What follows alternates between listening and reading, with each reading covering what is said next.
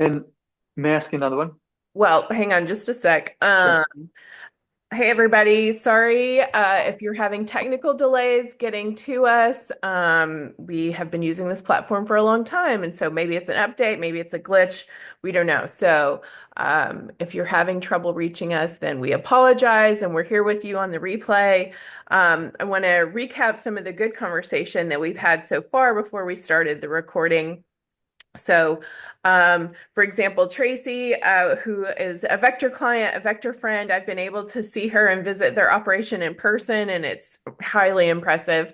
But Tracy, just in case anybody wants to reach out to you later about what Lifting Hands is up to, will you give us a little bit of an overview about your mission and your role there? Sure. So, Lifting Hands International, we support refugees and displaced people around the world. People who've been displaced by war, natural disasters, violence, religious persecution. I am in Utah. I'm over the humanitarian aid shipments. So we send aid around the world to various countries like Ukraine, Yemen, Gaza, Jordan, Bangladesh, all those kind of areas that are facing conflict and displacement. And we also have a refugee resettlement program here in Utah as well to help refugees when they're fleeing here. We have a lot of programs around the world. We have a livestock program to help families get back on their feet in several countries like Burundi, Ethiopia, um, Jordan, and a couple other countries. And then we have a program in Greece to help refugees that are fleeing there. They have a huge program there to help families get back on their feet as they're transitioning to life somewhere else. And then we have a program in Ukraine as well. I think we have 7 centers in Ukraine to help families, hospitals. We provide shelters, small business trainings, psychosocial support, education, and just emergency relief there as well. So, yeah, when I visited, you had this amazing little setup, all these boxes. They were kind of like, go boxes basically for refugee families. They could come in and it had like cleaning supplies and diapers and some of the essentials that they could just kind of grab and go. What does all of that look like now that you're not resettling refugees locally? What has been kind of your focus with new changes over the last few months? Yeah, of course, all the resettlement agencies have lost their funding and are shutting down, but they're very concerned about all the families they've been supporting. So we've had to pivot our program to working with those resettlement agencies to check in on their families, especially their high needs families, single moms, families where a parent has cancer, things like that, where the families are really struggling. And we bring in supplies and then, provide support, whether it's job, assistance finding jobs or connecting them to healthcare, whatever they need. So we have our volunteers out visiting the families that way. We also started a maternal health program to support expecting moms who maybe haven't had that experience before or who don't know how to navigate the systems here in the United States to connect them to healthcare, make sure they're getting prenatal vitamins, make sure they have a car seat to bring their baby home from the hospital, things like that. So we're actually, I would say, busier than we used to be, Oh, just okay. in a different way. And there are a lot of secondary refugees who maybe arrived in one state and have now moved over to Utah, who are starting over here. And we assist those families as well, getting them started here in Utah. So it's actually pretty busy, but we don't have as many need for as much of a need for supplies as we used to. Now we need more volunteer power. So Yeah, it's a bit for of a sure. transition. Yeah. Okay. And then Stan, you had a question as well. Yes. On regarding, you caught my ear, the small business loans for women, Mhm. or just okay. Could you speak a little bit more about that trade? Like how it works? What's the purpose? Yeah, I'm not exactly sure because I'm not directly involved in that program. I know they do a lot of small business training there. A lot of, especially women who maybe have lost a husband in the war and trying to provide for their families, need that support. I know they've, had women dehydrating fruit and making bread and things like that that they can sell, but Hmm. I'm not sure all the details. I could Hmm. connect you with Ivor, who's over our Ukraine program and if you wanted to learn more about that. Absolutely. Absolutely. At least so we know, because you never know. Sometimes people just ask, or in a conversation, you feel like that connection would be good. So if we could learn a little bit more about it, that could come of use at some point. Yeah, definitely. We have that one program. It's a women's empowerment center in Lviv, where I know they do a lot of that. I'm not sure. We have six or seven community centers in Ukraine, and I'm not sure where they all are and whether they all provide that support or just some of them. Hmm. No, perfect. Yes, if you would send an email, whatever's convenient, then Mhm. maybe Daria, you'll have a chance to meet with them at some point. Yeah. Because we're there now. It's even better than Zoom. Yeah. Yes. Especially today, good grief. And then Stan, will you talk about that? You mentioned before we got on to a service that I hadn't heard of for shipping and things like that. Foreign shipping, foreign Um, shipping, foreign shipping. Focus or yeah. Oh, well, I never worked with them. I Okay. only heard about it from the clients because they shared that's what we have. I don't remember the exact pricing, but it was like we just can't.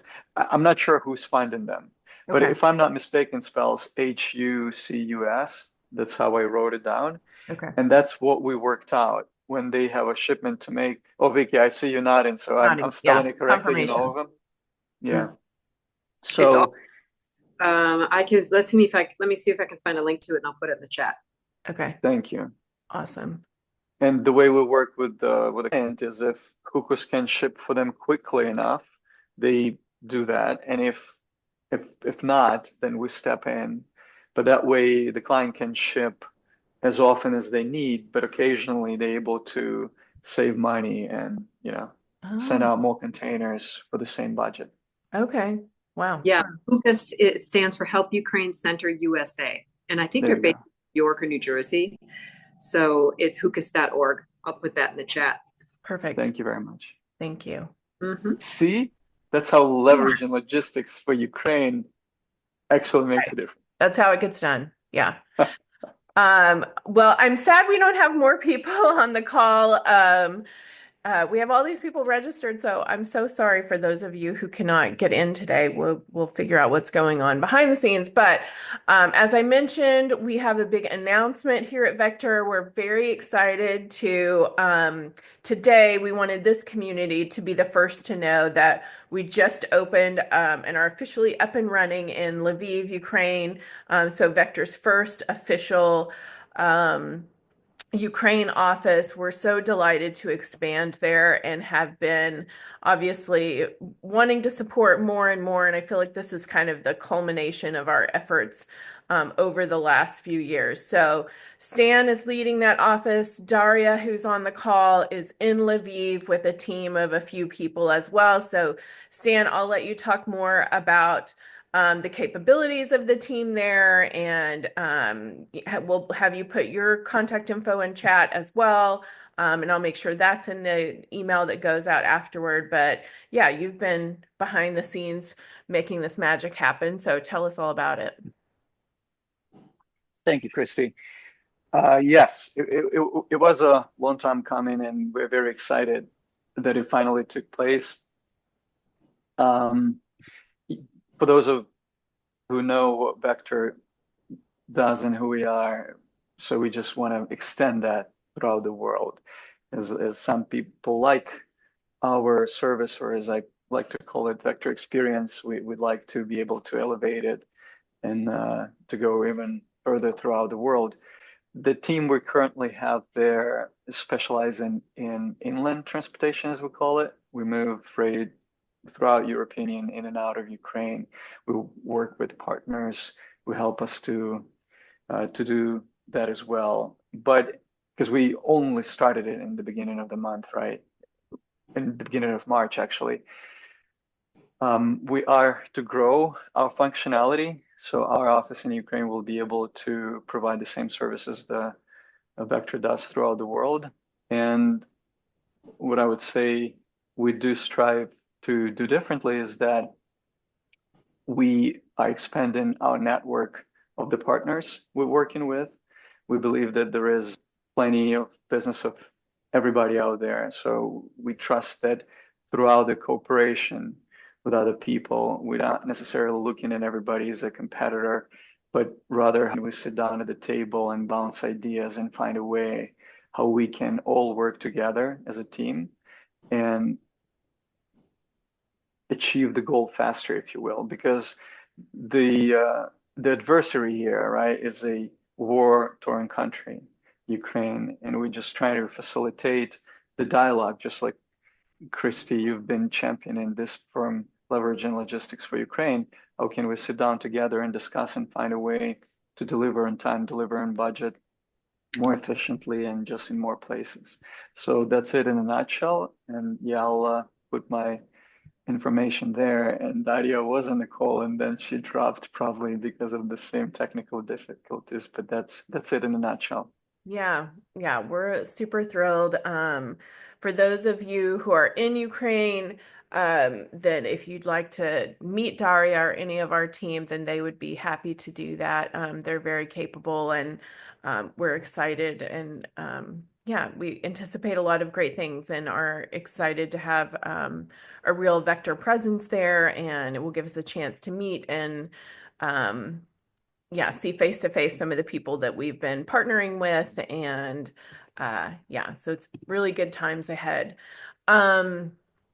Let's see. The other thing I wanted to mention, I know Oksana couldn't be here today, but she has, let me share my screen.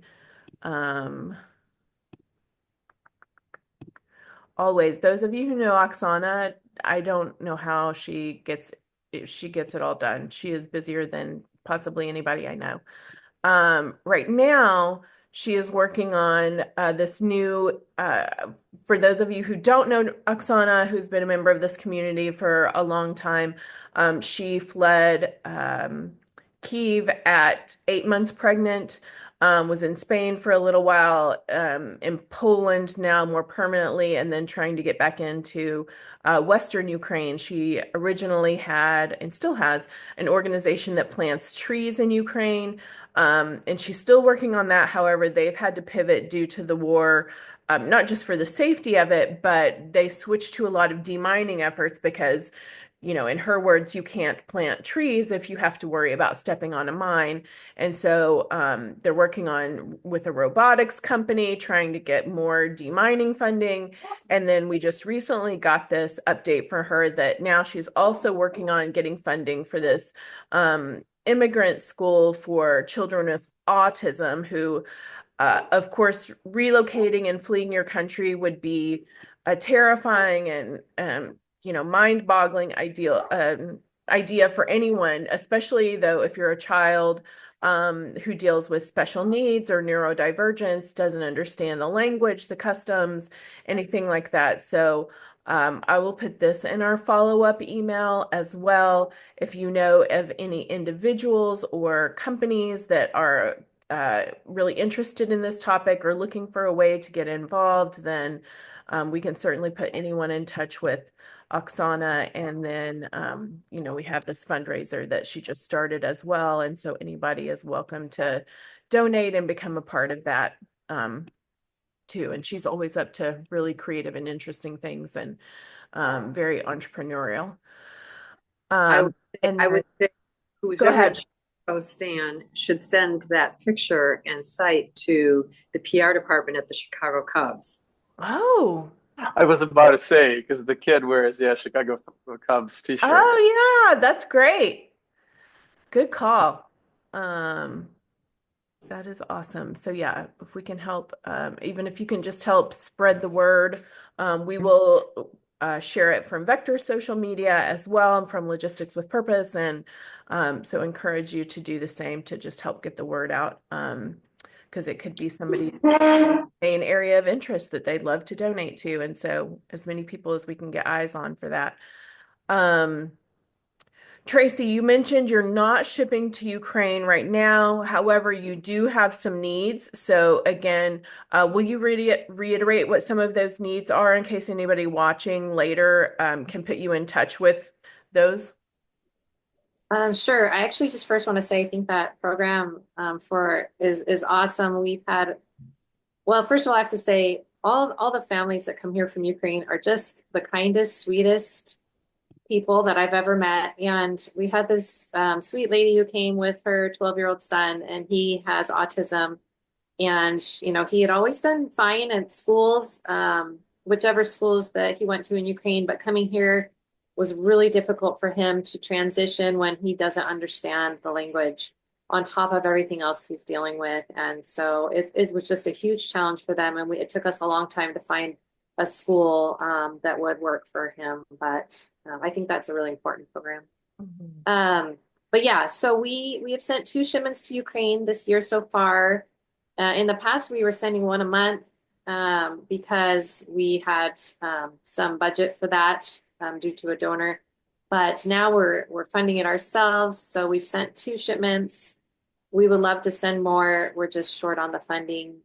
So if we can get more funding, if anyone knows someone who's interested in supporting that effort, I believe the shipments usually run us around $8,000, I want to say. So we're looking for more funding. In the meantime, we'll continue to send aid to other areas where we have partner organizations that are covering those costs. But we do have a lot of supplies we can send Ukraine if we can get funding. Perfect. Okay. And then what, you were talking about, you need mobility equipment right now as well? Yes, we are always out of walkers, wheelchairs, and crutches because they're in such high demand in these areas where there's war and conflict, Yemen, Gaza, Ukraine, Lebanon. And so they're always in high demand and we're always out. So we're always looking for suppliers of those. They can be used. Most of the time we can send them used. So yeah, keep an eye out for that. Perfect. Know of anyone? Yeah. Okay. Awesome. Thank you. And then I got a message from Yarrow yesterday, also a longtime member. He couldn't be here. He has again, he is in Tennessee, and I got to see him a few months ago in person as well when I went through Tennessee. And he was just so proud of his community that when the war started, they turned up on his doorstep looking to see what he could do or what they could do to help. And then once the floods came through there in the fall, he turned around and said, "How can I help you?" And so he's been very involved with FEMA in Tennessee. And so he's working all day today, helping to provide efforts as they're still trying to get, and obviously more flooding has come through there. And so I know he's planning on doing some more rebuilding of homes in Ukraine this year with his team. They've undergone some challenges, as you can imagine, because a lot of the qualified people who did this kind of work have been called up to fight. And so that has obviously slowed a lot of their operations. But I know he's still fundraising and still recruiting people to rebuild housing and buildings as well. And then, yeah, I think the only other thing I had was that we are, of course, now proud members of the American Chamber of Commerce in Ukraine, and looking forward to networking with those communities and continuing to,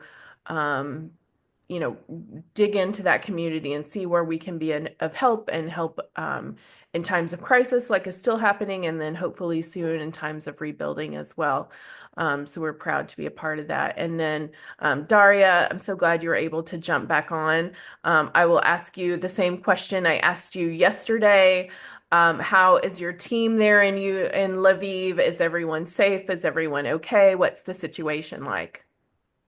So we are fine. The team is safe. So as I told you yesterday, we are fine in Lviv compared to the other part of our country. And if you remember, yesterday I told you that we have had a huge missile strike in Kryvyi Rih, and unfortunately 15 people died. Yeah, and this is happening like every day in different cities. So Kharkiv is suffering a lot, Kyiv as well, Sumy. So Odessa, all these cities are under missile attack like every night. Yeah, Lviv is fine compared to the other cities. We are more safe. And as I said yesterday, you cannot be safe like 100% if Russia is next to your border. Right. Thank you. Hopefully continue. But I actually, me as Ukrainian, I really appreciate all the stuff you do, guys, for us. This is incredible, and I really appreciate that you are here today and I'm able to speak to such an amazing, great people. Thank you for everything you do for us, Well, we are so especially for happy your you're part of the support. team. Yeah. We've had conversations over Oh, months, and I'm delighted that you're here with us now as part of the me team too. Me too. Yeah. officially. So thank you for those who could be here today. Does anybody have anything before we wrap up? Okay. Thank you, Christy.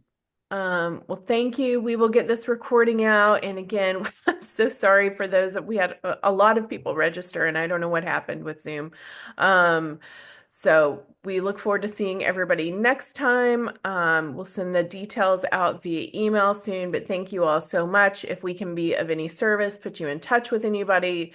If you need anything, you can just email ukraine@vectorgl.com. Oh, Luisa, you have something. Yeah, before we wrap up, can we take a screenshot for sharing Sure. the meeting? So everyone is smiling. I want to catch you all smiling.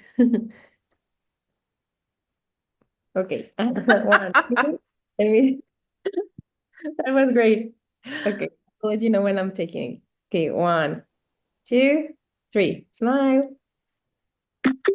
That was great. Thank you, Vicky. Vicky, were you voted class clown? Thank you everybody for all the things that you do every day. It matters, and it's mattered for the last 3 years, and it will matter continue going forward. And hopefully we will jump on a call soon to say and celebrate that the war is over and we can start rebuilding. But for now, we're hanging in there. We're still connecting and getting things done. And this community has gotten some incredible work done over the last few years, and that will continue. And we'll continue building and making relationships and getting aid where it needs to go. But thank you all for being here. We're deeply proud to be part of this community, and have a great day. Thanks, everyone. Bye all. Thank you for